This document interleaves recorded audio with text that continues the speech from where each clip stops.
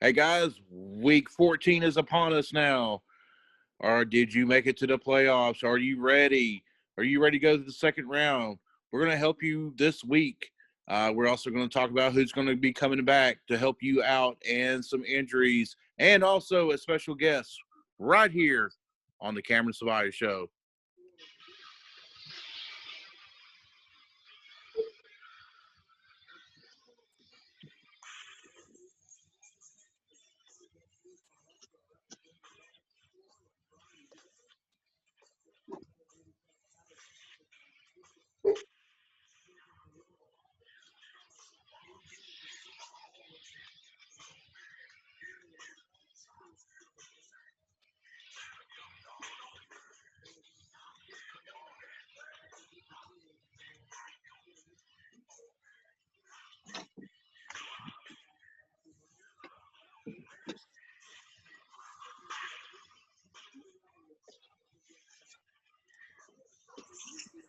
Welcome, guys, to the Cameron Savaya Show. We're doing again on week 14 of the playoffs. Are you doing it or you gigging it? What are you going to do? Today, we got a great day today. We got a great night tonight. We're on a virtual talking situation. We got the special guest of the night. We got Polk. He's a rock star. Take it away, guy. Welcome back, What's Polk. going on? Thank you. I'm glad to be back. Hey, man. Hey, I tell you what, guys. Okay, before we get to the Texas Longhorns, and we ain't gonna talk about the whole situation with college, but I was wondering y'all two guys last week. One made it, one didn't. What came out last Sunday? What decided who's going to the playoffs? Well, actually, go ahead, Polk. Well, Scotty, if you want to be the bearer of bad news. Well, actually, it came down to last night on the Cowboy game. Polk had Lamar Jackson. I had Zeke Elliott.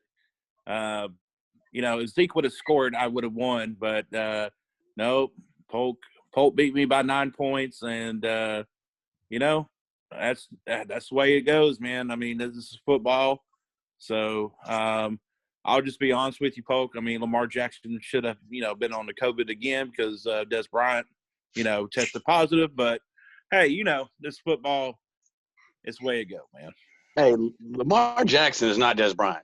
Okay, let's get one thing straight. Well, no, I agree with you. But, he was hugging everybody on that field because he was so pumped. And then he found out he was, tested positive at the last second.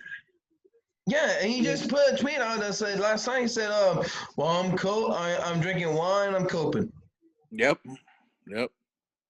Yeah. Well, either way, Lamar Jackson pulled it out for me. I snuck into playoffs. I've had a tough run. Josh Jacobs was sitting on the bench. Luckily, Akers was able to put up 15 points.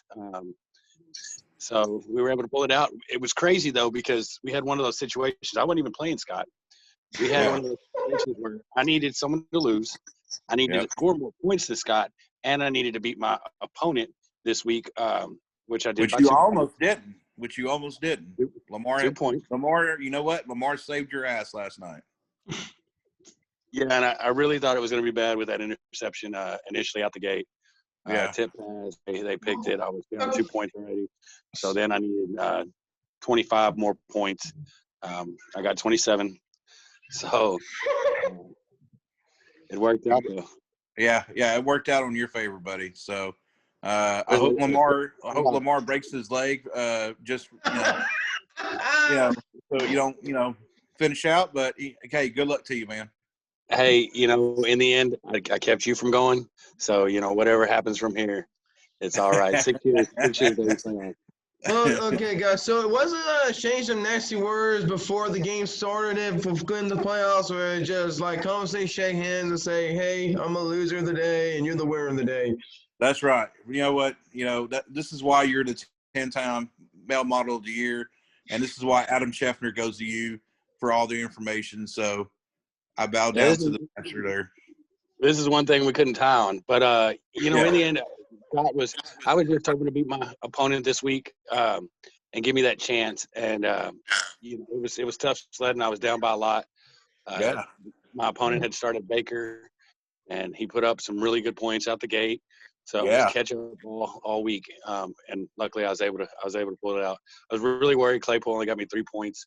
Expected more from him. So going into that game, I was sweating.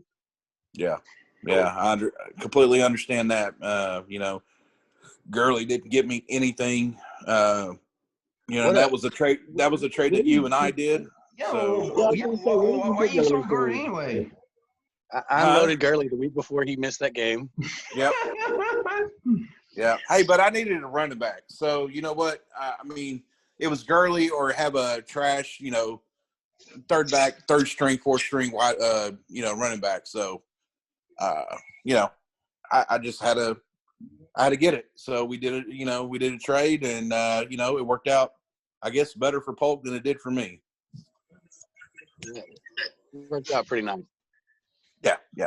Yeah, but last week my team, we'll just say Justin Herbert had a bad week against a New England defense that we didn't even think about in any way of making any havoc on the offense. And I mean, they just 35 points. Who started the defense? Who never didn't think about the Patriots were going to win? But they did came out solid and dominated the Chargers. That's one thing for sure. Definitely. I think New England had the edge on that with Bill Belichick. He can scheme it up. He's playing going against a rookie quarterback, and he just got the best of the coaching staff that day. Well, there's one thing that Coach Belichick never does, and he gave a compliment to Justin Herbert, and saying he's probably one of the best young quarterbacks that's come out in a long time. So coming from that man, that's pretty cool. Yeah, it was. I mean, Cam Newton from protocol and came back and did have a bad game a couple weeks ago, and Cam Newton came back and just say, "Hey, I'm coming to you. I give you what I can give you." And I mean, he did show 23 points was securing points week, but. Did you might talk about Baker Mayfield last week? I mean, the guy shined. The guy that guy went off, man. I couldn't believe it. So, first time in his career that he threw 4 first half touchdowns. Yeah. I mean, the way he was going, man, he looked like he was going to get like eight touchdowns in that whole game. That was crazy. Yeah, definitely seeing the field. Yeah, it looked like he ate his Lucky Charms when he got through. I mean, he was a very well. He had 8 different receivers in that game too. Yes, he did. So, I mean, he looked really good in that game. And one of those is Jarvis Landry. That's correct. Yeah. Jarvis Landry, magic hands. Yeah. I tell you what, Polk, I miss Jarvis Landry over there at Miami. I'm not gonna lie. I do too. That was a jersey I was sure I was going to buy. And then, they shipped him out. And I guess, yeah. I don't know. It just didn't work out. Absolutely. So, but guys, let's talk about, week 14. We got some guys possibly coming back. We do need to watch out and see if they do. But Christian McCaffrey's talking about maybe be coming back this week. They talked about George Kittle maybe coming back next week, but I'm looking at him coming back week 15. What do you think, Polk? Well, that Christian McCaffrey just had a new injury pop up. Yeah, he has a quad injury now. So, well, there goes that. If you had Christian McCaffrey, guys, more likely he may not play this week. So, just keep an eye on him, see how he does, and honestly, if I was the Panthers, I wouldn't play him. Go ahead and set him for the season.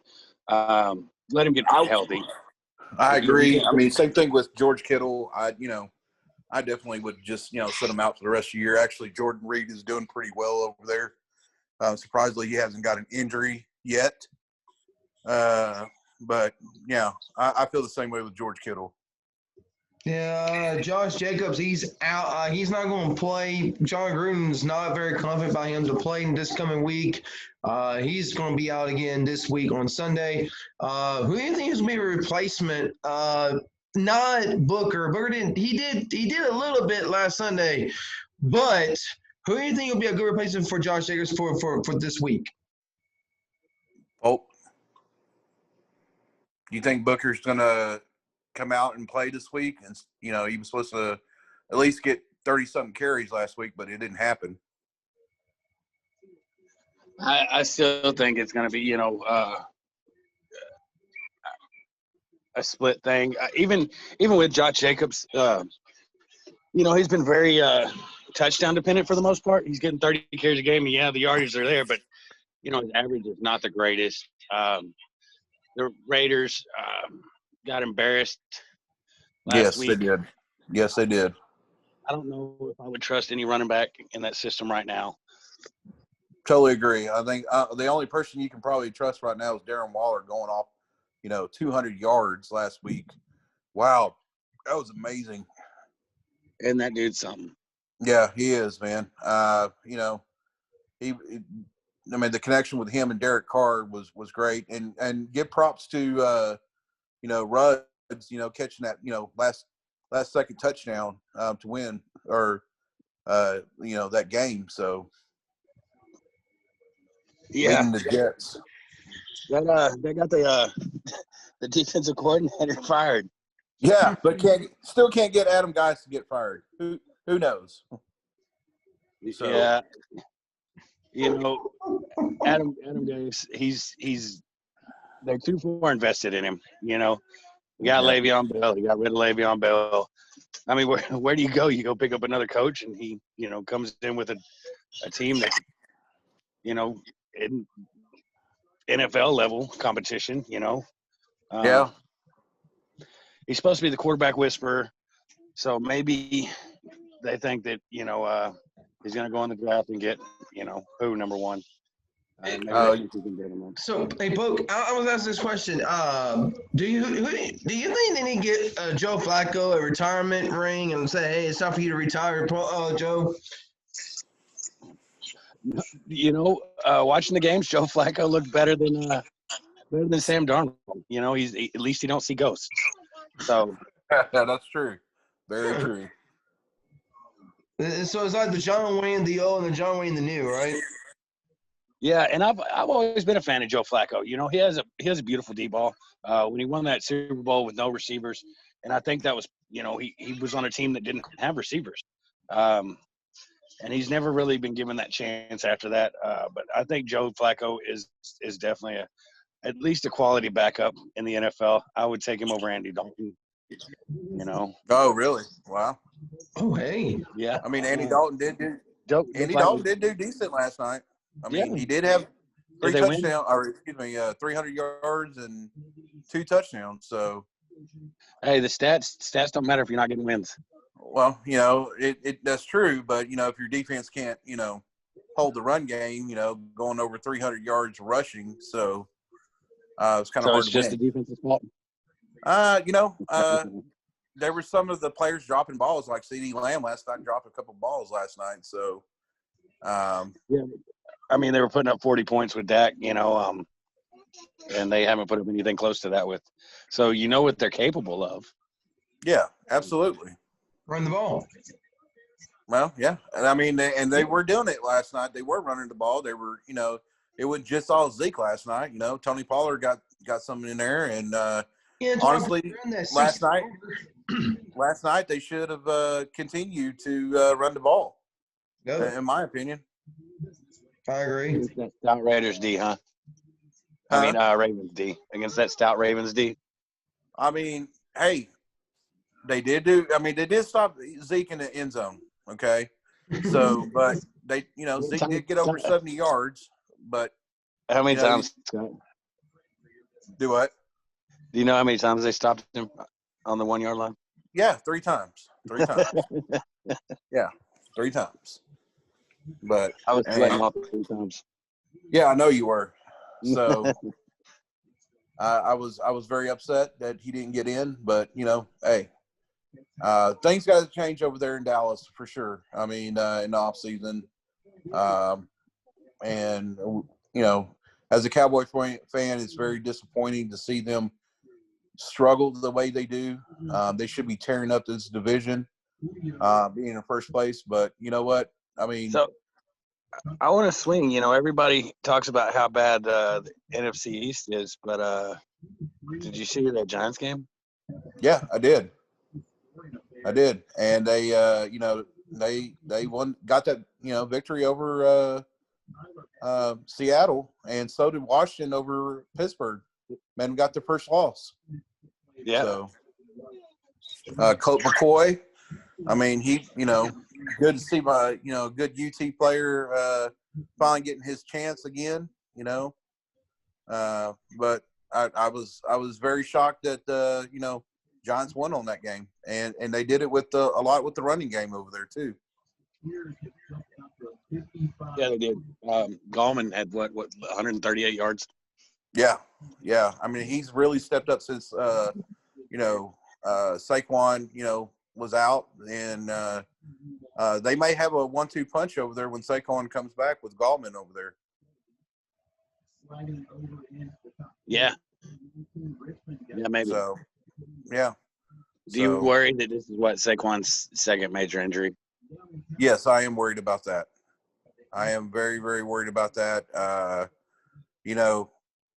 Barely playing in the past 2 years now. Is he going to be injury prone from now on? I mean, that's the deal. So, I mean, that's something. If you're going to draft him next year, is he going to be a first round draft next year?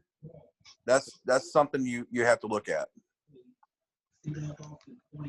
And I think I mean, in that aspect, I think he is, because there's just not many guys that once he comes back, and until he just, he gets injured again or that contract's up or whatever. Let me ask you this. Let me ask you guys this, and that's for both of y'all. You think Saquon is a first round pick, second, third, or maybe later on in the first round? I think into the first round is where I'd take him. I agree. Yeah, totally agree on that one. He's going to go after Cook and, a few others. Josh Jacobs, middle of the first round after this year. There's Kamara is going to be up there. So that's great. What do you think about guys? What do you think about the Buffalo game? Josh Allen going off with 4 TDs, and Cole Beasley getting over 130 something yards. So he's finally almost making that contract worth it. Yeah, exactly. Yeah, it's kind of like almost like a slap in the face to the Cowboys right now with him doing that. So he's been promising this year. Good to see him going out there and playing. Yeah, and actually I played Josh Allen and Cole Beasley on FanDuel the other night, and I guess they gave me They gave me some very good points, so it was great. I think Josh Allen will be fine. I think he'll be better next year. I mean, a quarterback is probably 8-1 if you go to the draft and you get a quarterback like the first round, but. You're right about Saquon Barkley. He should be in the first round pick conversation between, I think, like a third round, the first round, like a third pick or the 6th pick. Okay. All right. So going back to Josh Allen, Polk, you think he's a top 5 quarterback for next year? It's hard to say with quarterbacks. It fluctuates every year. Lamar Jackson, number 1 last year. I don't know that he's in the top 10 this year. So they definitely go up and down. If they can keep some of those receivers healthy and maybe find a running back, they can lean on that a little more. That's going to take away from his numbers. But I think he's going to be solid. Now. I wouldn't rush and get him like everyone did Lamar Jackson this year. Me myself, I wouldn't go into the third. Definitely too early. I had him last year. I was living off that hype and things like that. When you make those decisions like that, favoritism or something like that in fantasy, it's never going to pay off for you. You got to take it year to year, and understand it's a different schedule. It's a different team. So what do you think about Patrick Mahomes? I mean, past 2 years he's just been red hot. I mean, he didn't even have an off season, and he looks like a veteran quarterback that he's been playing for about 7 to 10 years, and he's been looking great. Now, he's not throwing multiple touchdowns like he was last year, in my opinion. Like throwing 3 to 4 touchdowns a game, but he's still making you that fantasy point. I know, some people wanted to get Patrick Mahomes in the first round.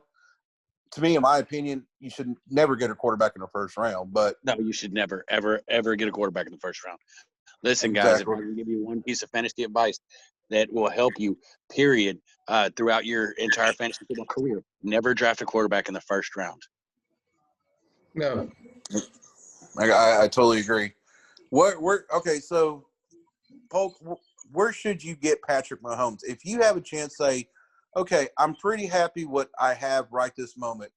Patrick Mahomes hasn't gone off the board yet. Where do you think you should get Patrick Mahomes at? Well, that depends on my strategy that year, but if I'm secure, I would start looking in the 4th, 5th, 6th round. You just want to make sure that you have the running backs that you can rely on, barring injuries, because that's always going to throw a wrench in your system, and maybe a solid receiver or two. You want to. If I was going for a quarterback like Patrick Mahomes, I would want to stack a position. So I would stack running backs, maybe grab a receiver, and then in that 4th round, that's when I'd start looking. It just depends on what other pieces on the board. If I can go get someone like, Darren Waller, I think I'd rather have Darren Waller than Patrick Mahomes. So then, that pushed him to the 5th. But that's around the rounds I would look at possibly drafting him. Hey, Paul. Great information there, bud. I have a good question here.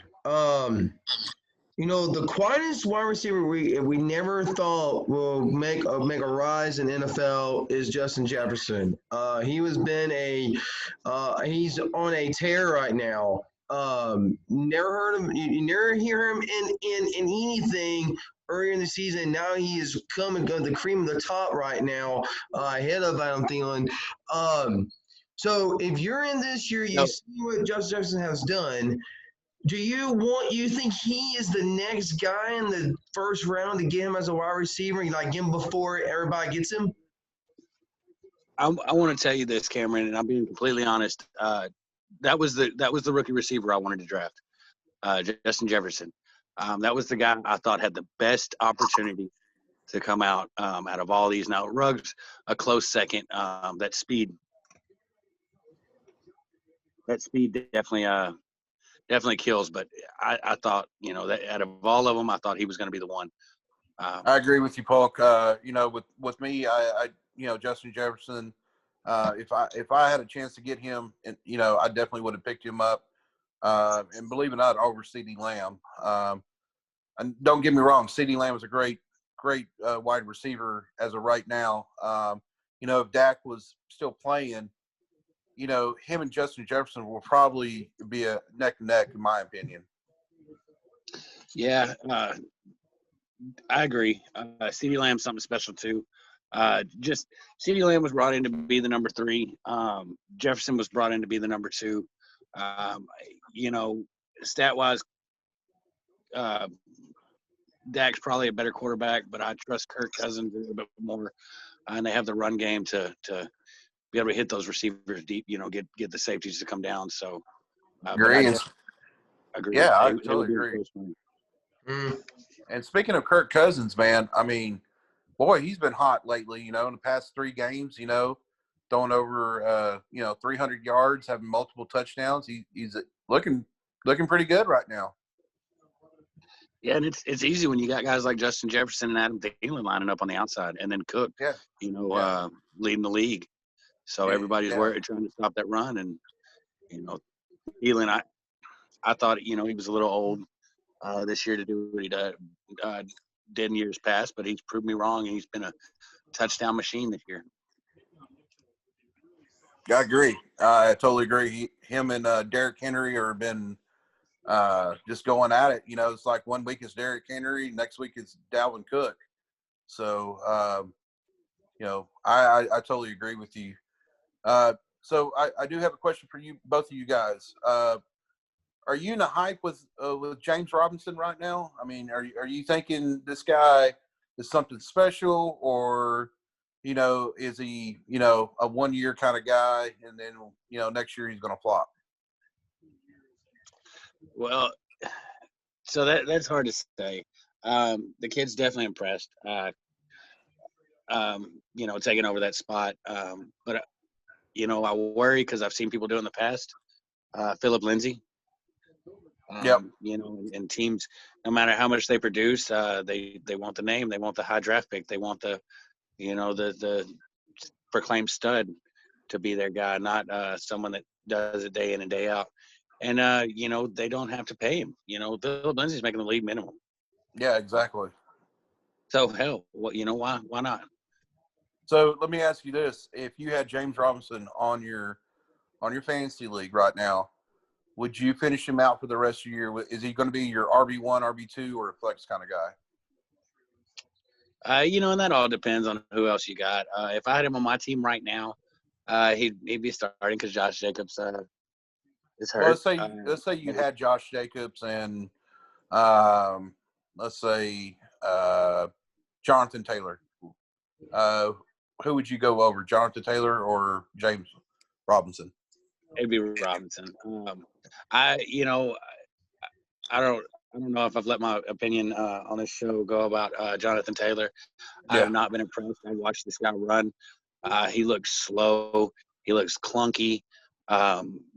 You know, I don't know if he's got a little Trent Richardson syndrome. I've watched him run into his lineman. It's just, you know, maybe it's because he's a rookie and the game's moving fast, and maybe it kicks in next year. But that's one kid that I have not been impressed, and I you know, as of right now, I think they missed. I totally agree with you. So do you think Marlon Mack will be the number one running back next year, or is it going to be Himes? I think Mack's contract's up. Do you think they're going to re-sign him, or they're going to let him walk? You can't re-sign him. Mack's going to want a decent amount. He'll probably get it. Even coming off the injury, he's been a solid starter. Besides the injuries, you know, he's good. So I just don't think that, you know, you pay him. You just drafted a guy. When you could keep Hines or someone else as a backup for a lot cheaper than what Mack's going to demand. And then you don't want to get in that rookie's head that, you know, if he plays bad and he have to look over his shoulder, you know, it can mess up his confidence. And you want to just let him know that he's the starter, he's the guy, and let Mack move on. That's a good point, man. Good point. So, who do you think Julio Jones is going to be in Atlanta much longer, or do you think Matt Ryan's going to go? I think he wants to finish his career out there. I honestly, you know, age is a killer. Age kills everybody, all the greats. And I think, you know, he's such a physical receiver. I think these injuries, you know, they're small and they're eating at him. So I think he tries to finish it out. Maybe he'll, you know, end up leaving eventually, play a year somewhere else. But I just, you know, I see the beginning of the fall of a giant, you know. Okay, well, that's a good point. So, but what do you think Matt Ryan's status over there, Cameron? You think Matt Ryan's going to, you know, still be there next year? And same goes for you, Polk. I mean, you think Matt Ryan's going to be there? I believe so. I mean, here's the thing. I mean, Matt Ryan's been there for years in Atlanta. I think he can be one more year quarterback, and I think get somebody in the draft this coming year. Get a young stud like a Trevor Lawrence or outside the. I don't know who is the best quarterback right now, as better than Trevor Lawrence is. But if they with the worth of money, they can jump over the Jets to get Trevor Lawrence to replace Matt Ryan if Matt Ryan depends if he wants to retire. What do you think, Polk? Well, I just think, right now the Falcons are looking at a pretty hefty hard cap situation this coming off season.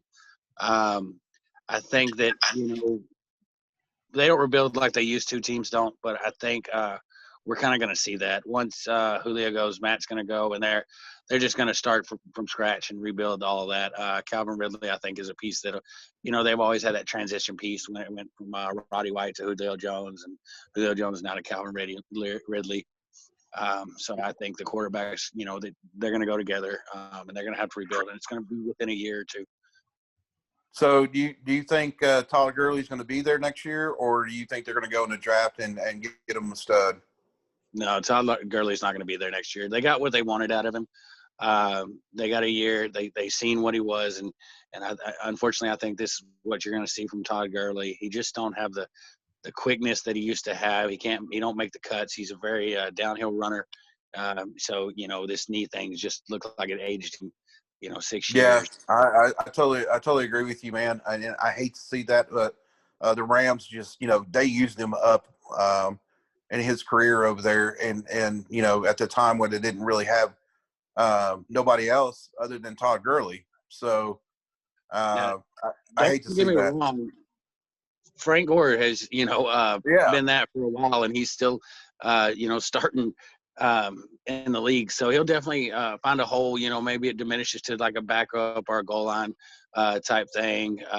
But I think it was a 1-year thing. They seen what they wanted out of him. They're going to move on. They're going to draft somebody, and they're going to start working on this team, getting it. And they can't pay him. Like I said, they're having salary cap problems. They can't pay Gurley what he wants. Yeah, absolutely. So back to Matt Ryan, just real quick. Polk, would you start him if you're in a 2-quarterback league and you have Matt Ryan, which he's been playing kind of rough right now, and say you got a stud starter like Aaron Rodgers, and then you got Taysom Hill. Who would you start? Would you start Taysom Hill over Matt Ryan this week if you had him? I probably would. And don't get me wrong, I'm a Matt Ryan fan. I always have been. Matt Ryan is, I thought, a much better quarterback than people give him. I agree. He was. He's never had the luxury of a consistent offensive coordinator. He has one for a year or two, and they move on. Shanahan did it for a year, and then he had someone new, and then that made it 2 years, and then he got a new one. So I think that's always kind of bothered him, because he's got to learn a new offense every season or two. But yeah, back to the point, I would probably start Taysom Hill. You want to start that hot hand, and he's been on fire. And then the runs, he can run the ball. So would you let's touch on that subject, guys, especially you, Cameron. Taysom Hill, Drew Brees is expected to come back next on week 15. And Taysom Hill's been pretty hot. Would you go with the hot hand, or do you bring the veteran quarterback back to the lineup? Oh, that's your question right there, bud. But it's for both of y'all. So I want to get your opinion, Cameron, because you're a Saints fan. So well, okay. So here's the deal. Taysom Hill's been on a very good streak for the last 2 weeks. Bring back Drew Brees. I think. To me, I would let Drew Brees rest for the remainder of the game, the remainder of the season, and keep him fresh to the playoffs. Because they're already in, they're locked in. They're 10-2. You know what I mean? They got probably the better record than I think anybody right now in NFL. But besides the Steelers, right? Do what? Besides the Steelers, right? Oh yeah. Yep. So, to me, I think you keep Taysom Hill for the remainder of the week, remainder of the 3 games, and let Drew Brees come back to the playoffs. Yeah, that's a good suggestion right there. If I was the Saints, I would. Manning? Huh? Do the old Peyton Manning? Yeah, do the old Peyton Manning. Yeah, absolutely. I would just hold Taysom Hill and let him play the rest of the season, and go from there and evaluate. I mean, if Tyson Hill is making phenomenal, throws and making his touchdowns and he's looking good. I mean, how would you just leave a hot hand like that and go to Drew Brees? But Polk, give me your suggestion on that. I'm gonna tell you what, man. So Sean Payton knew what he had in both these players coming into this season, and Drew Brees is still the starter. This is Drew Brees' team. Let's not get that wrong. Even as bad as he looks, it is Drew Brees' team. They've schemed, changed the offense completely for Drew Brees to get it to Kamara and not push the ball down the field. And like I said, that Sean Payton knows what he has in Hill.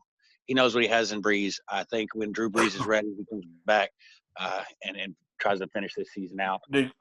So you think Drew Brees should come back next week and finish the season out, right?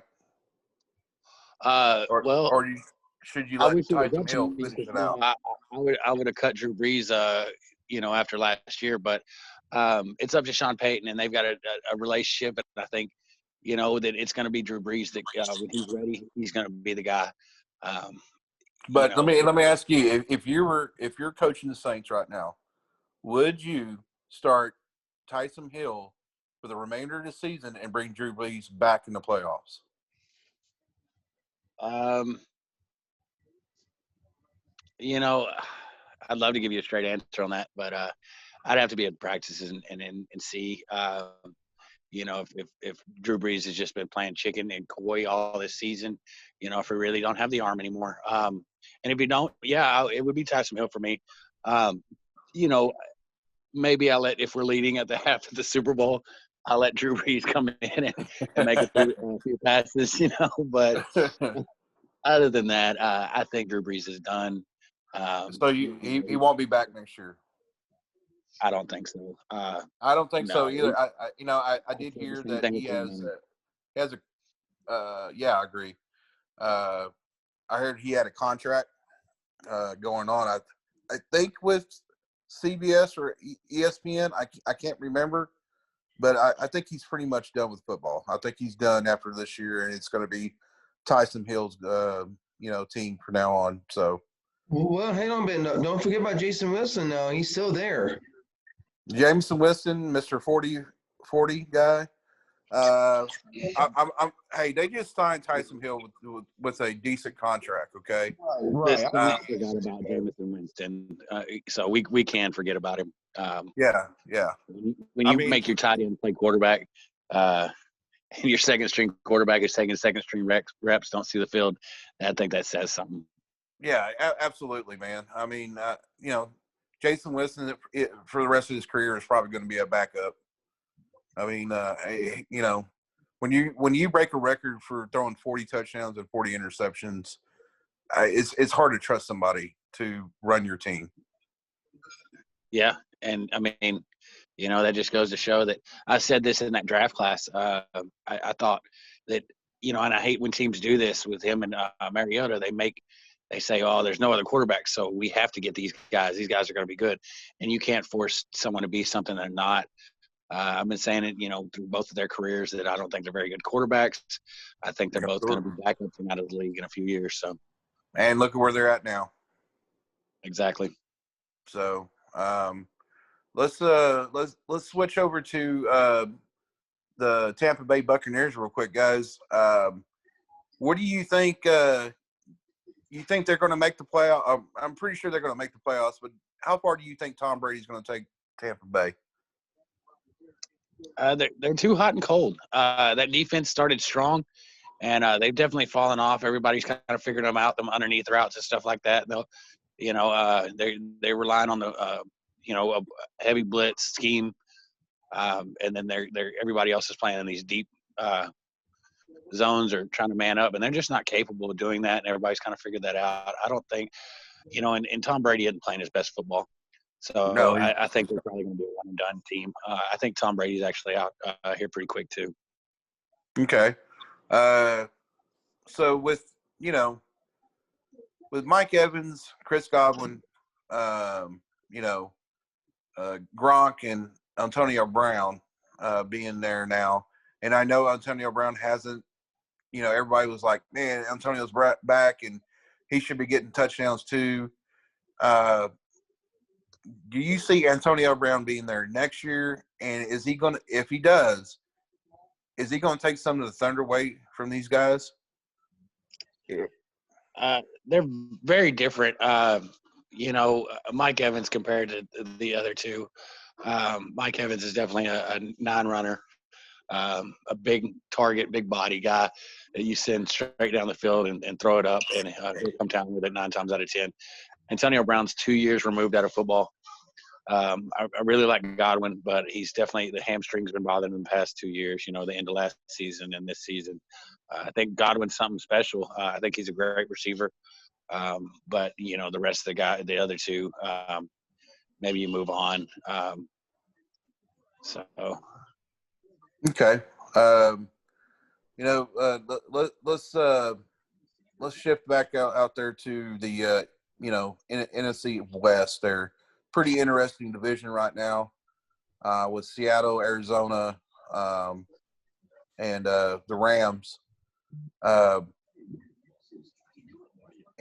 What's going on with Russell Wilson, Cameron? I mean, Polk. What's going on with him? He's not the deep threat kind of guy like he has been in the past. The beginning of the season. I think Scott. I'll let Polk finish this off when he might not agree with me or disagree with me, but I think earlier this season, Russell Wilson was hot. He confused the defense a lot with his deep throw passes to DK Metcalf. Then he run with his flags a lot. But now I think the defense finally, all divisions are finally figuring him out more now. Seeing more in the pocket, not very comfortable, gets sacked a lot of times now. He's not the dual threat guy you would see. Like Lamar Jackson did real good. He got hot, and then now he's not, he's not throwing the football like accurate no more. He's accurate, but he's not accurate. But like Patrick Mahomes never lost a beat. He just keeps on going. He's doing. But right now, Patrick Mahomes is the lead right now. I guess one MVP. Right. Well, it is. But I saw Aaron Rodgers as part of the MVP conversation right now. I think Patrick Mahomes is their offensive scheme is throw first, run second. Seattle for the longest time has been run first, throw second. They've had injuries at their running back. I think they had almost all 3 of them out a couple games ago. And so with that run game not really existing or doing its job to bring safeties down and everybody in, he's having a hard time being able to hit them over the top like he does. And with that line being, not the best, it's definitely getting in his head. But like I said, it's their offensive scheme. They're not able to do what they're best at, and that's run first, run that play action, things like that. So I think that's giving them a little trouble this year. And their defense, they're not getting the turnovers. They've started playing well here lately. Adams is finally finding his niche in that defense, but he definitely can be, beat. He can be a liability.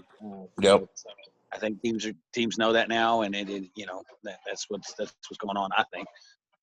So in you guys' opinion, going to wide receiver, who's the number one out there right now? I mean, is it Decaf or is it Tyler Lockett? I mean, Tyler Lockett's supposedly be the number one, but you think Decaf has kind of took over that role? Yeah, I think Metcalf is something special. What his yards are comparable to Calvin Johnson's, and that was one of my favorite receivers to ever watch play the game. Besides Randy Moss or someone like that, but I think he's gonna do something special. Well, I did remember somebody told me in the draft was like, "Why did you get DK Metcalf so early?" Was that you that was telling me about that? I'm pretty sure it was. And it could have been. I guess I got caught on the gimmick. He was big. He was fast, but can he run an NFL route? And he's learning, and he's doing real well. He's definitely a deep threat, but he's running those intermediate routes pretty decent. And versus last year's first year, and that was pretty much what he was used for, was that deep threat. Now, Right. I just worry about that because teams can key on that. Like, okay, well, he's lining up here. He's just going to run straight and fast. I'm going to, try to beat him there to the point. So, but with him, his route running getting better, they gotta plan a little bit, and that speed and that strength. It's hard to beat all three. Yeah, and I agree with you. Just watching his film, last year, coming out of college, I was like, man, this guy's got something special. I in my opinion, man, I was like, man, he's going to be a number one starter. In my opinion, he's going to be a number one, round one, pickup if possible, or early second round. So I think this guy's something special. I think he's going to break some records for Seattle throughout the years. He's just got that speed, and kind of reminds me kind of like Megatron. What do you think? Yeah, I agree. The numbers are comparable. He's still got a long way to go to reach Megatron, but he's definitely got a chance. Where would you pick him next year if you had a chance to get him? Would you get him like in the round one or early round two?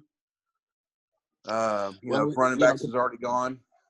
The great thing about it is he got a great quarterback. I don't care what troubles Russell Wilson goes through this season. Russell Wilson is a good quarterback. So that bumps him up a little bit. Yeah, he would be a number one receiver on my team. So when I started looking for those receivers, he would be one that I eyeballed. And I would take him over, a Ridley or maybe even a aging Julio Jones. Definitely. Yeah, I agree with you, man. Let's go down to, Arizona. What's going on with Kyler Murray?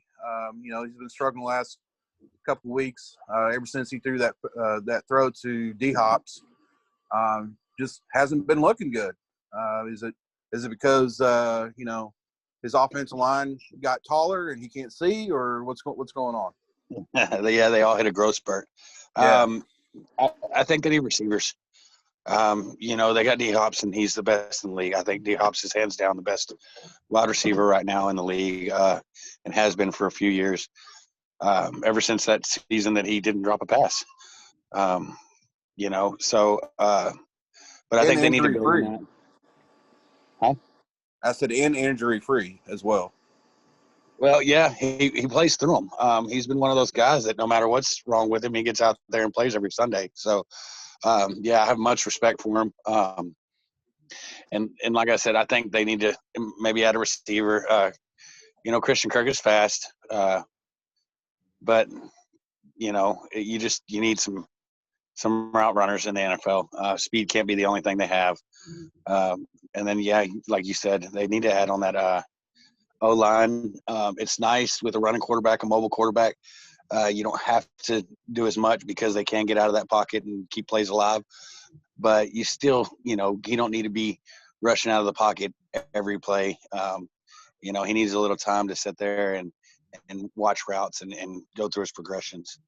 So do you think, Cameron, do you think Chase Edmonds and Kenyon Drake over there, are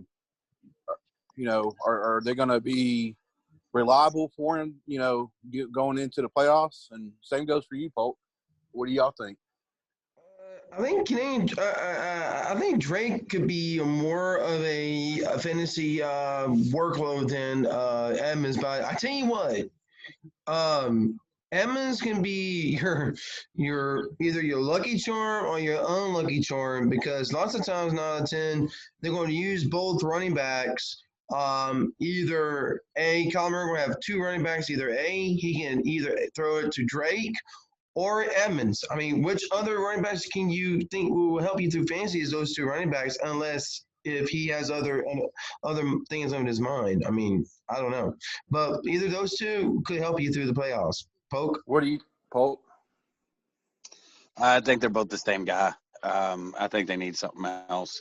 Um, it's nice again with Kyler Murray, and both of them can catch out of the backfield. But you need a running back that can run in between the tackles and get those hard yards. You're on the goal line. You need to be able to pound it, and those guys just unfortunately don't have the size to do that. So if it was me, I'd move on. Keep Edmonds. You can keep him probably cheap. Well, let me ask. Move on from Drake. Let me ask you this, Polk. If you had one of those guys in your lineup or in your bench, and say they're playing a weak run defense, would you put them as your flex, one or two? I think they're flex plays as of now. And if I was putting anybody in the flex, it would be Drake because he is the number one.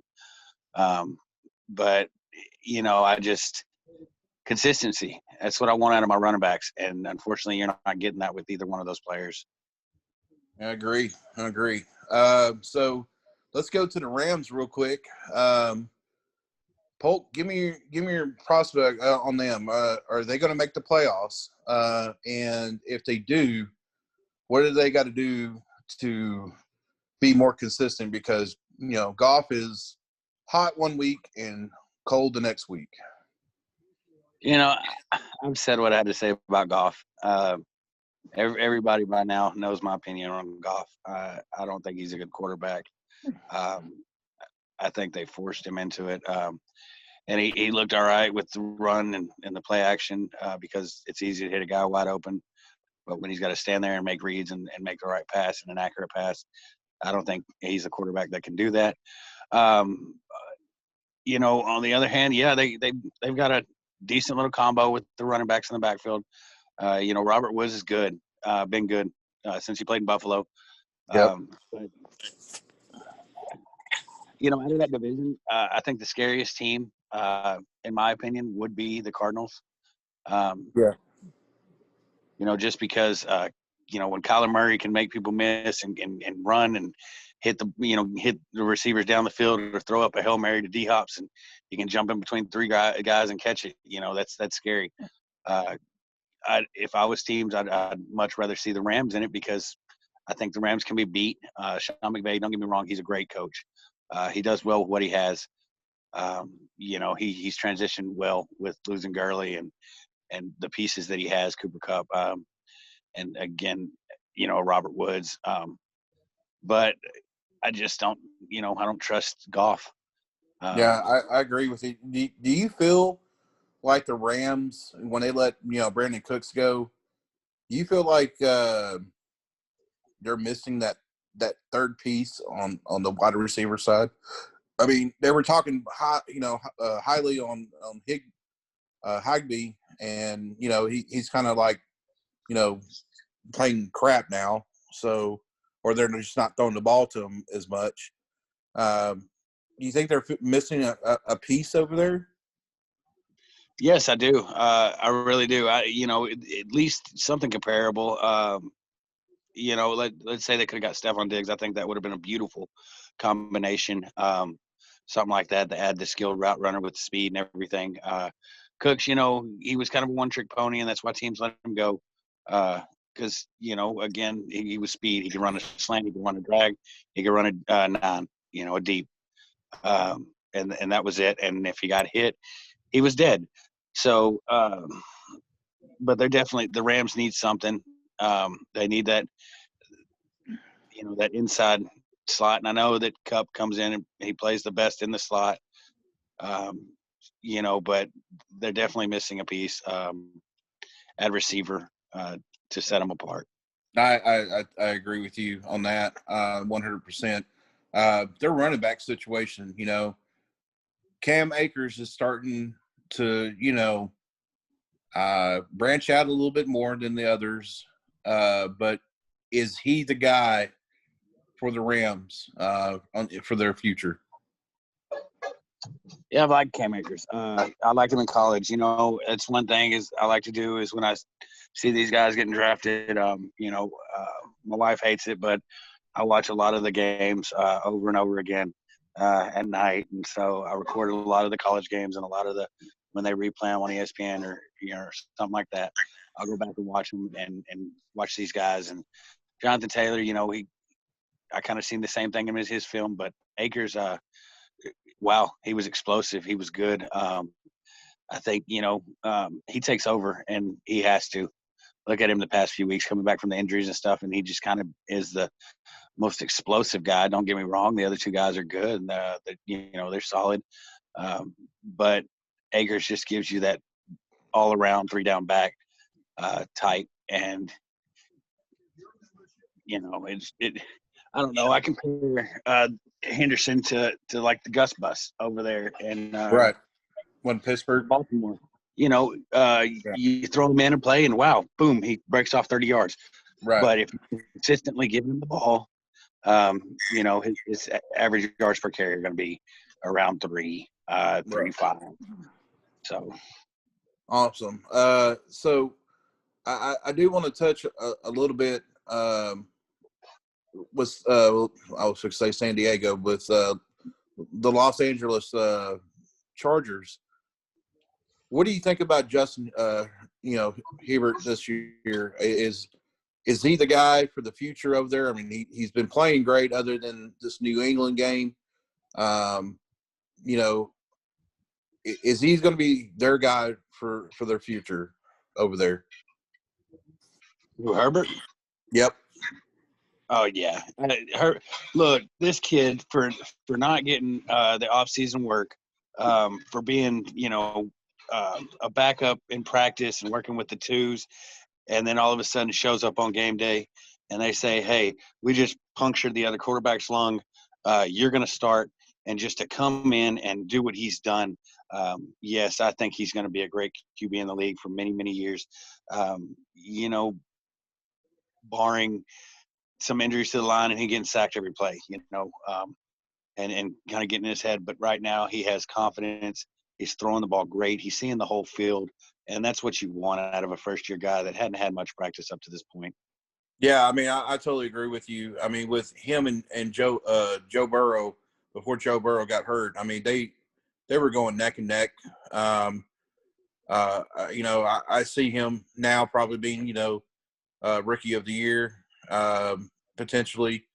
It's just he just looks amazing out there. And he's playing like a veteran quarterback mindset right now. I agree with you. They got to get some offensive line to help him out. And I think they will. And if he does get that offensive line that he needs, you're going to see this kid going into the playoffs pretty quick. Agreed. Now, I'm going to throw a crazy prediction. I don't know if y'all feel the same way. I want to know, though. But I like to say Joe Burrow and Justin Herbert do better and make it further than Allen. Oh, you know what? I'm gonna kind of agree with you on that. Look, no offense to Josh Allen right now. He's a good quarterback, but in my opinion, there's something about him that kind of just still makes me, I don't know he's going to be that mainstream quarterback throughout the years. I think he's going to have an up and down season. That's my opinion, and I hope he proves me wrong. But I totally agree with you, Polk. I think Justin Herbert and Joe Burrow, they're going to be the guys. They're going to be the next Tom Brady and Aaron Rodgers type quarterbacks. Going through the years there. So totally agree with you. Cameron, what do you think about that? What's that? about Justin Herbert and Joey Burrow. You think they're going to be the next, Aaron Rodgers and Tom Brady and all those guys? Oh yeah, I mean this is hell yeah. I mean definitely. I mean those two. Now I could see Joe Burrow mostly like a Aaron Rodgers or Tom Brady because you can see a little bit of Joe Burrow, a little bit of Aaron Rodgers, mobility. You see a little bit of Tom Brady and Joe Burrow. But you see Justin Herbert reminds me of Troy Aikman a little bit. Troy Aikman? Troy Aikman. Yeah. I mean, throws it deep balls like he does. Justin Herbert does. But he reminds me of a little bit more of a younger guy, more like a Colt McCoy like, but he's more of a height because he's more like a 5'10", 5'11" guy. But other than all, I mean, those two are the future of the NFL right now. I agree. So let me go to let's do this real quick, guys. Polk, I'd like to know throughout, helping these guys out with their fantasy football. Who's the top 3 quarterbacks that you think that's going to get them to the playoffs, and who's 3 quarterbacks that is going to fizzle out? Well, what it comes down to me is strength of schedule. So right now, I'd say Lamar Jackson probably has the easiest schedule moving forward, and Josh Allen has one of the hardest schedules moving forward. Now, this week, Josh Allen wasn't supposed to do as well, and he did pretty decent, but I think it only gets harder from here. And Lamar Jackson's only gets easier. So I think Lamar Jackson's a solid start from here on out. And Josh Allen, just hope for the best. Let's see. Baker Mayfield looks like he's getting hot. And he has a decent schedule. Yeah, he takes on Baltimore next week, and then he's got the Giants and Jets. So those are definitely 2 games that I would look to start him. And then, honestly, I think Watson. Watson may not have the team, but he's put up solid numbers. He takes on Chicago, who's been up and down. He plays Indy, but Indy can have their games. Yep, absolutely, absolutely. And it's good to see T.Y. Hilton, being back at it again. This guy's been quiet all season, and Phillip Rivers not throwing to him as much, but I think he's going to start throwing to him a little bit more there. I mean, man, he looked good in that Houston game. Yeah, I agree. And it's great. It was sad to see him have the year that he had after, doing it consistently for as long as he did with great quarterbacks, even with a couple bad ones. So I just think it took a little bit, and I hate to say it, but I think it's Rivers. Rivers just likes to dump off.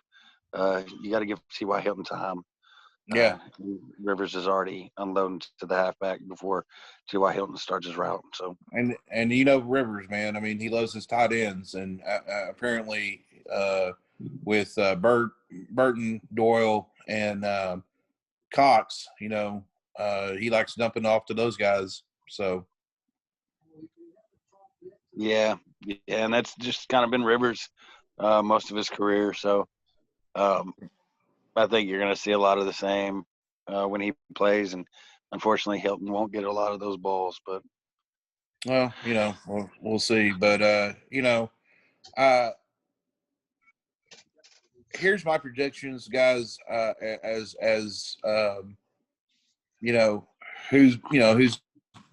to be a one and done, and I'm going to call it once it hits the playoffs, and people are going to be like, why the hell are you going to say this?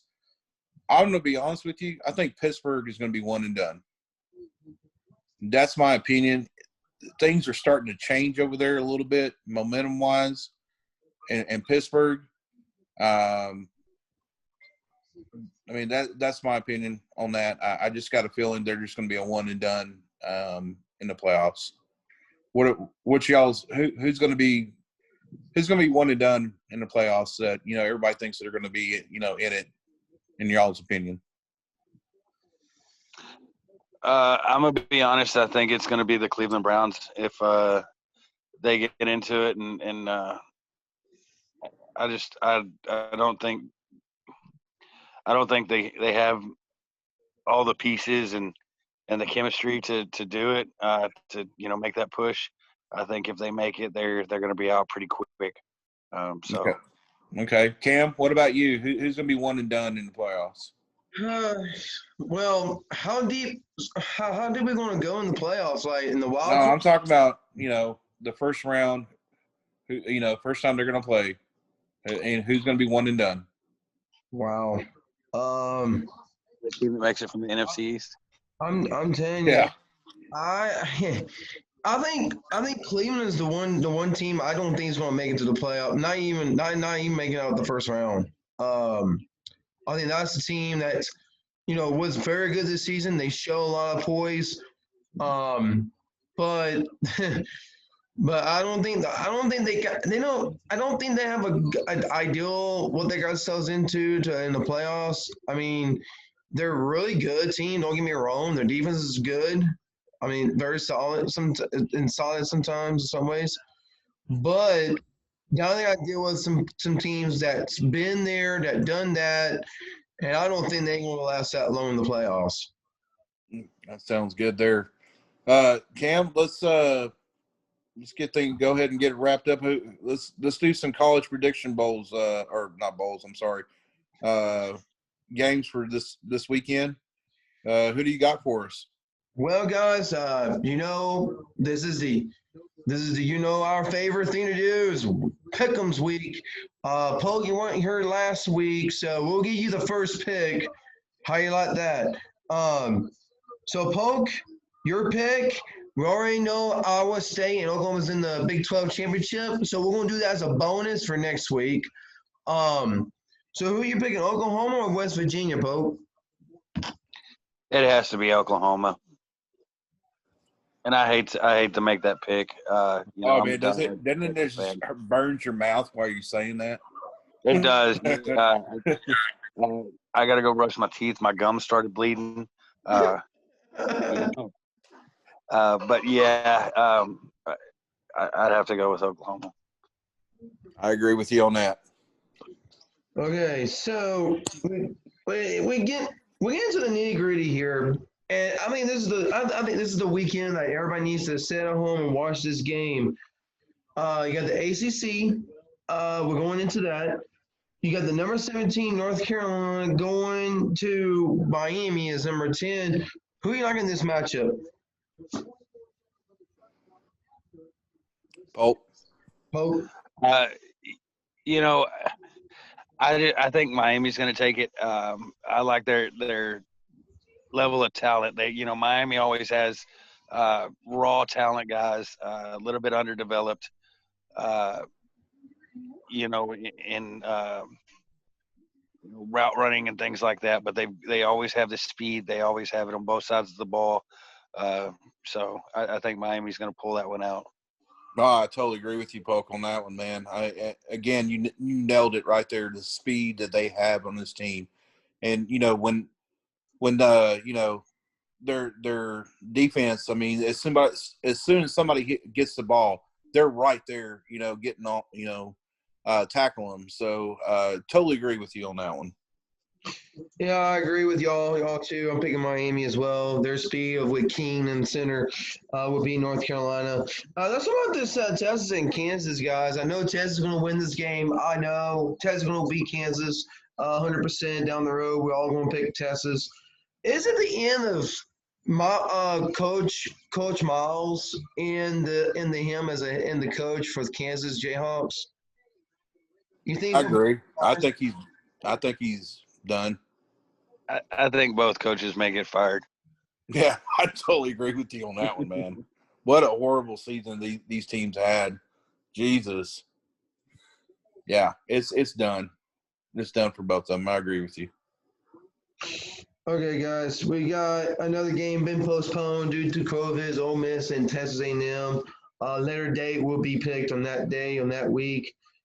Let's talk about this next week's bowl game. We'll get to it next week. I know we're all going to talk about it. Who do you like in this matchup in the Big 12 championship? I would say Oklahoma. Who do you like? Well, Iowa State. Didn't they lose last week? Yes. They're coming off that loss. But I honestly think they're the better team, and I think they're going to pull it together and win this one. I agree with you, Polk, on that one. I think Iowa State's going to win that. So. Okay, guys. So let's talk about this.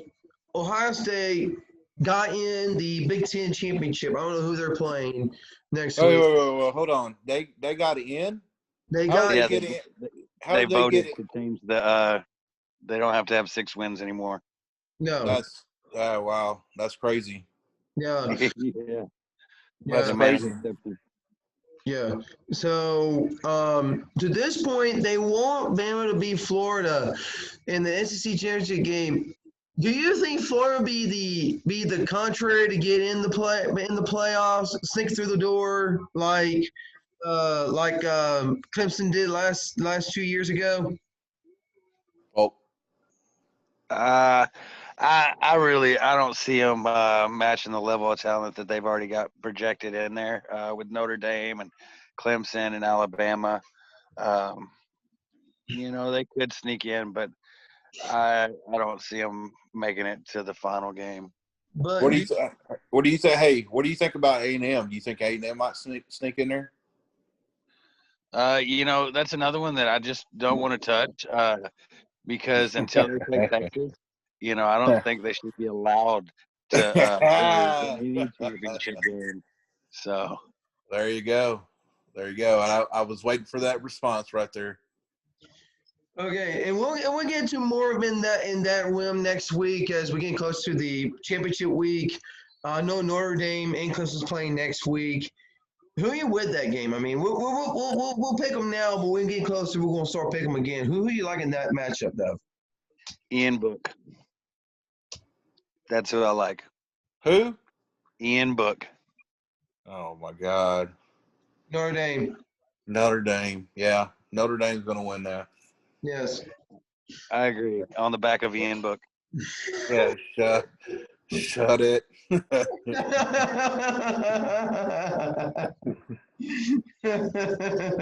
Oh my God. I think me and Paul had good chemistry on that situation. We picked the right guy for this week. Yeah. Yeah. Okay, so speaking of the Cowboys last week, Tuesday night game, I want to let y'all talk about this. I know it was a trash game. It was bad because the defense couldn't do a thing. Offense did okay, but not great. I mean, they're done in the playoffs. They're one and done. So give me their season. How y'all did through the crevices and the in size and how y'all sew it up. Hey, I'll let you go first, Paul. Yeah, we tank for Trevor. I don't know if we could beat out the Jets, but no, we're done. We're looking at the third pick if we keep going the way we're doing. We need a revamp. I honestly think, we possibly move on from Elliott. We got to clear up some cap space and get some role players in. We need to make a splash in the free agency, and you can't do that with as much as we owe to half these players. I think another one is D-Law. We pay the man, and it took him 6 games to get his first sack. He's been non-existent. A guy that hadn't played football in 5 years is playing better on the line than him. So we need to shake it up. It starts with firing the defensive coordinator, and then we need to get some role players in there, like what other teams are doing. Kansas City and a few others that are giving these guys that aren't the name, but they're giving them the opportunity and playing them in the right role and in the right situations. And I think we need to do that. We need to get away from having these big name guys that we always have to have and paying them, $100 million, like we always tend to do. Yeah, Polk, I totally agree with you on that. There's one person you left off. I hate to say it, but Jalen Smith is another one. I think we just need to let him go. Totally agree with you. I think Dallas did a great pick getting Alden Smith off the street there. They have got to do something, whether it's going into the draft or going to free agency. They got to do something. I'll be okay if they want to restructure, D-Law's, contract to get somebody, but I don't think that's going to happen. We got to pay Dak, and Cowboys are. I'm sorry, guys. I know some of you think that we're going to get Trevor Lawrence. We're not going to get Trevor Lawrence.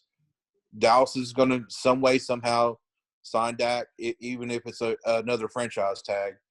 They're going to do it, and we got to figure something out in the front line to stop the run and quit, being soft, with the receivers. We just got to play tough, man. And Dallas hadn't had that since the 90s. Lights out on the defense, 3 and out, 3 and out, 3 and out, not let somebody score an average 35 points a game. I mean, it's embarrassing to see that as a Cowboy fan. It reminds me, and Polk and I talked about this earlier today, it reminds me of the 80s with the Cowboys.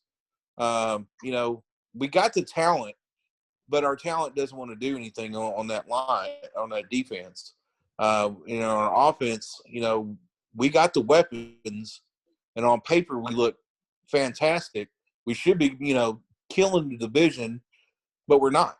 So, as a Cowboy fan, we still have that little bit of a hope of getting in a playoffs. But in my opinion, I think we're done. I think we need to just focus on the off season and pick up some great players and somebody that, that wants to play, that's hungry, that's not going to be there for a show off. Everybody says, if Jerry Jones is not there, well, you know what? Jerry Jones might be playing, paying the paycheck, but the players just wanted to play. And they can't just, okay, I'm going to play really good until I get that big contract and just, I'm done. We got to change. We got to change that atmosphere over there. Do something. Hey, if you don't want to play, I'm going to sit your butt down. I'm going to find somebody who's going to play.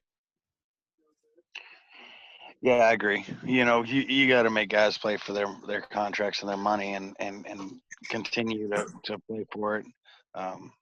Like so many teams do, and not, they need to know that if they don't perform, that the team's going to move on. Yeah. I totally agree with you, and I think in their contracts, I think this is all teams should do this. Honestly, if you don't perform well, you're not going to get this contract. You're not going to get this amount. I think they all need to do that. That's my opinion. I mean, it seems like to me now NFL has gotten lazy as a player. Now there's some players that they play their hearts out and they go out there like D-Hops. He goes out there with an injury and still plays. Like Julio Jones, he does it when he can. But you see these younger guys that comes up and they're they play hard until they get that big contract. So sorry guys, but that's my opinion. And if you don't, you can let me know about it if you don't like it. So. Yeah, and I agree. I mean, I'm right there with you. They've got to have that underdog mentality, which they don't. They're drafted by their name and they think they deserve it, and they've already earned it just by walking on the field. Yep. We need more Adam Thielens out there. Absolutely. Cameron, let's do a couple couple prediction for the NFL, and then we'll call it here. Yeah. So guys, now between the Eagles and the Cowboys, they're been eliminated out of the playoffs. Actually, is eliminated both in the playoffs and also division-wise. I'm not saying the Eagles and Cowboys are out of it yet, but it's getting close. And with hey, I'm kind of excited to see Jalen hurt. I know that. Oh yeah, it's wrong. I'm excited too myself. I want to see him how he does. This week. Let's just face it, guys. Carson Wentz is not the guy for Philadelphia. Yeah, unfortunately, they can't cut him because it would be a $60 million. Absolutely, yeah. But let's see what Jalen Hurts has. Let's see what he has. Let him play for the rest of the season. Maybe get Carson Wentz to think about, hey, what this kid may be taking over my job. Yeah. Well, let's talk about this game here. Since we're talking about Jalen Hurts' first start, he's gonna play against a strong Saints defense. 10-2 did they sure clinch their first playoff spot? They're the only team pretty much in NFL clinched their playoff berth. Who do you think was going to win this game here? I mean, the Saints or the Saints, no doubt. I mean, Tyson Hill's too hot right now. I mean, he's starting to throw the ball. He's starting to feel a little comfortable. He's still throwing to Michael Thomas. Michael Thomas is getting 100 yards. He's not getting the TDs, but he's getting over 100 yards. So Kamara, he's dropped a little bit. They're going to have to find a way to get him more involved in the games a little bit more. But, Saints is going to win that game. Hope. Yeah, I think the Saints are still going to win it. They've looked great the past few weeks. And I think they're going to continue to do pretty well. They've got the talent for sure. All right, guys. Well, let's go here. I know we're going to be kind of throwing ourselves in the blue poke over here, but let's go with I know the Chiefs and the Dolphins. Who you like in this game? I bet the Chiefs. Who you got? Chiefs. I don't even have to go into that. Chiefs. Are you going to make an upset, Polk? No, the only team that can beat the Chiefs is the Raiders. So, yeah. The Raiders? Yeah, you're right about that. I agree with you, man. It's Chiefs. I mean, yeah. Okay, so that's why this game here is 5-7 teams. Washington team versus the 49ers. Who's going to be in the playoffs? Who's not going to be in the playoffs? Take your pick. I'm going to make an upset on that. I think San Francisco is going to beat Washington on that. I know that Washington's been kind of hot lately. Is it Chris Sims? Not Chris Sims. One of those Sims over there that their rookie that they got. I can't remember his first name, but he's been looking good. Logan Thomas has been looking good. But I think San Francisco is going to make an upset. That's my opinion on that. Were you talking about Chase Young? Chase Young, yes. Not Chase Young. No. Sims, their third wide receiver. Okay, yeah. I think yes, Chase has been very hot lately. I think the no-name team's going to win this, guys. There you go. What about you, Cameron? I'm thinking. I tell you what, I'm going for the upset. I think I'm going with the 49ers with this one, but there's always an upset and everything. It'd be the Washington team. Okay. I understand where you're coming from, but you think Nick Mullins has what it takes to just keep winning games? He's better than Jimmy G, in my opinion. Oh, yeah, well. Okay, this is the last. No quarterback plays the team with no name. Do what now? The team with no quarterback plays the team with no name. That's right. Okay, guys. So Ravens, Browns, the last game, last pick of the night. Who you got here? Ravens, Browns. I think Browns is going to pull the upset. And I think it's going to be the Ravens. Like I said, I don't have faith in the Browns. Sure, they're they've been winning games, but they've got to prove it. They've got to win more. Here's the deal, Polk. I mean, Ravens' defense. I mean, they do have a weak spot, and to my opinion, it's their secondary. And I think, I mean, yeah, and the Browns have a weak spot, and in my opinion, it's the quarterback. So, well, I agree with you, but I think Baker Mayfield has had success with the Ravens as well. So, I think it's going to be a close game. Let's put it that way. Yeah, I worry this is going to be a real low-scoring game, and that's not what I need for my fantasy playoffs. Well, let's not get into that. Well, I hope you win, buddy. I do. I really do. You deserve a win. It's been a long time since you won the whole caboodle. It's been a whole minute for you. So I hope you do win the whole thing. Yeah, thank you, Scott. You're the one person I didn't want to knock out of the playoffs, so I hated that it was us, vying for that. There's one person I was hoping to get knocked off in the playoffs. Is somehow that son of a bitch knows how to get in the playoffs every year. Was that Sap? No, not Sap. Cody. Yeah, it just shows you don't have to know much about football. You just got to pick up 116 people off the waiver wire. He does it. He makes it in.